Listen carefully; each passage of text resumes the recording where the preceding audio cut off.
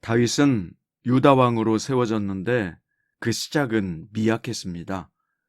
40년 동안 이스라엘을 다스린 사울의 왕의 영향력이 아직도 남아 있었기 때문인데요. 그런데 하나님은 시간이 갈수록 다윗을 강성하게 하셨고 사울의 아들 이스보셋의 세력은 점차 약화시키셨습니다. 본문에서도 계속 복을 받고 있는 다윗과 점점 더 절망의 늪으로 들어가는 사울의 가문의 모습을 볼 수 있습니다. 오늘 본문은 사무엘하 3장 1절부터 11절이고요. 8절부터 11절까지 읽겠습니다. 아브넬이 이스보셋의 말을 매우 분하게 여겨 이르되 내가 유다의 계벌이냐? 내가 오늘 당신의 아버지 사울의 집과 그의 형제와 그의 친구에게 은혜를 베풀어 당신을 다윗의 손에 내주지 아니하였거늘 당신이 오늘 이 여인에 관한 허물을 내게 돌리는도다.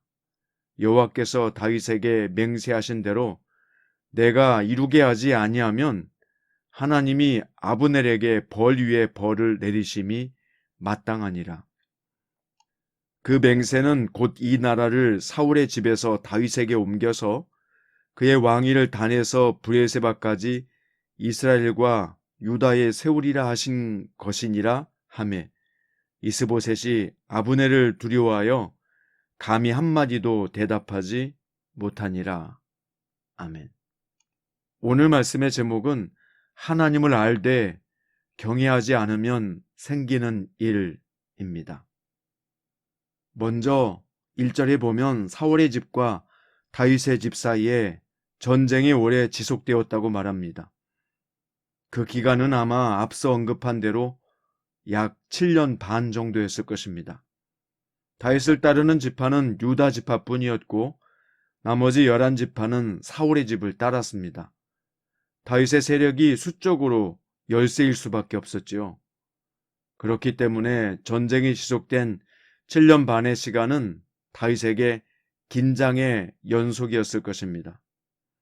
하지만 그런 격동의 세월을 지나면서도 헤브론에 있던 다윗의 집에는 결혼과 출산이 계속되었습니다. 이렇게 다윗의 왕가가 점점 강성해 간 증거로 다윗이 얻은 아들의 명단이 1절부터 5절까지 제시되었고요. 이번에는 사울의 왕가가 쇠퇴하는 증거로 아브넬의 배반 행위를 보여줍니다. 아브넬은 이스라엘 유다 족속과 전쟁을 지속하는 동안 점점 큰 권세를 얻게 되었습니다. 권력에 대한 욕망으로 살아온 그는 손에 주어진 권세를 가지고 아나무인 오만방자한 행동을 하기 시작했습니다.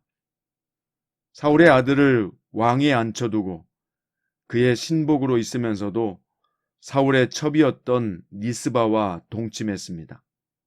그것은 자신이 사울과 동등한 위치임을 과시하는 행위였습니다. 이것에 대해서 이스보셋이 어찌 그런 일을 범할 수 있느냐며 그를 책망하자 아브넬은 일말의 죄책감을 갖기는커녕 도리어 이스보셋에게 화를 내고 막말을 해대며 격하게 반발했습니다. 그리고 하나님이 다윗에게 하신 약속을 거론하며 자신이 그 약속을 이루게 할 것이라고 이스보셋을 압박했습니다.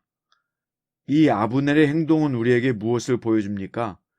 이것은 자신의 이기적인 범죄 행위에 대해 이스보셋이 비난하자 시선을 딴 데로 돌리려고 하는 수작이었습니다.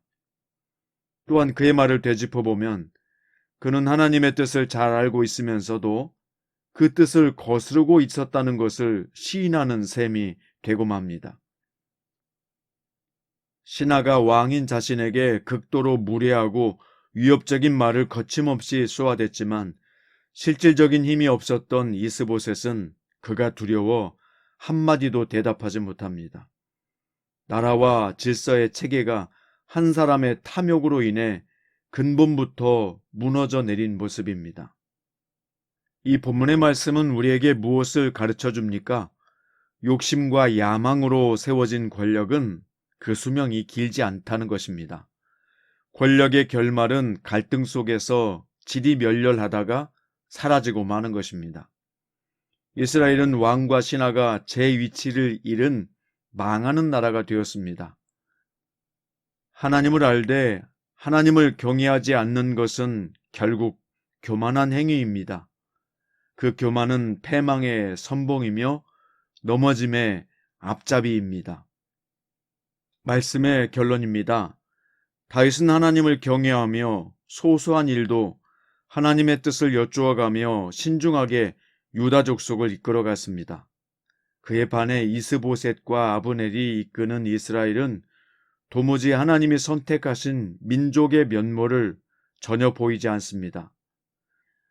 누구든지 자신의 경험과 지식을 믿고 살아간다면 자기 수준을 넘을 수밖에 없습니다. 겸손하게 하나님의 능력을 의지하며 그분의 뜻에 따라 살아간다면 하나님의 능력을 힘입을 수 있습니다. 지금 어렵고 힘든 상황에 있다고 할지라도 하나님을 알고 그분의 뜻에 따르며 순종하십시오. 그리하면 지금 힘들고 어려운 상황이라고 할지라도 점점 하나님께서 은혜를 베푸셔서 강하게 해 주실 것이요. 모든 어지러지고 힘든 일들은 합력하여 선이 되게 해 주실 것입니다. 하나님을 알고 경외해서 하나님이 주시는 축복으로 충만한 은혜가 여러분과 저에게 임하기를 축원드립니다. 기도드립니다. 사랑하는 주님 감사합니다. 오늘 이 귀한 말씀을 통해서 다윗의 집과 사울의 집이 망하고 흥하는 비결을 보여주시니 감사합니다. 특별히 이스보셋과 아브넬의 하나님을 알되 경외하지 않는 이들의 모습을 보면서 우리도 반면 교사로 삼겠습니다. 주님, 하나님의 뜻을 묻고 주님 말씀 안에 살고자 했던 다윗처럼 살게 하시고 다윗의 가문처럼 흥왕하게 하시며 하나님의 축복을 받아 그 능력과 은혜로 충만한 삶을 살아갈 수 있도록 오늘 또 저희의 삶을 주장하시고 인도하여 주옵소서. 성령님께서 오늘 또 감동과 감화를 주셔서 우리 가는 길에 지혜를 주시고 명철을 주시고 해야 할 말과 참을 말을 분별하게 하시며 올바른 것과 그른 것을 선택할 수 있는 통찰력을 허락하여 주시옵소서.